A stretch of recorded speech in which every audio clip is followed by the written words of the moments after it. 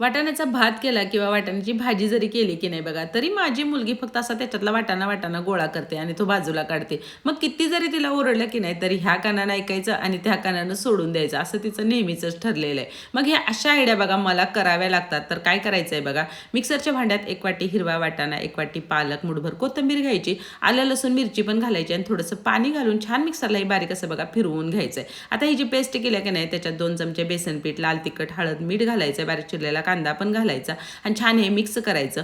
आता चाळणीला बघा तेल लावायचं आणि छोटे मोठे आपल्याला जसे हवेत की नाही तसे त्याचे कोफ्ते करायचे आहेत. फोडणीत मग जिरं कढीपत्ता घालायचा, थोडीशी कोथिंबीर घालायची, लगेच माऊलींचा काळा मसाला घालायचा 1 चमचा, लाल तिखट घालायचं 1 चमचा, कांदा खोबऱ्याचं आपलं नेहमीचंच हे बघा वाटण आहे ते घालायचं, मिक्स करायचं, थोडंसं पाणी घालायचं म्हणजे मसाले छान तेल सुटेपर्यंत शिजतात. आता माऊली मसाल्याचा गरम मसाला घालायचा आहे बघा अर्धा चमचा आणि कोफ्त्याची जी चाळण आहे बघा ती कढईवर ठेवायची, वरून झाकण ठेवायचं.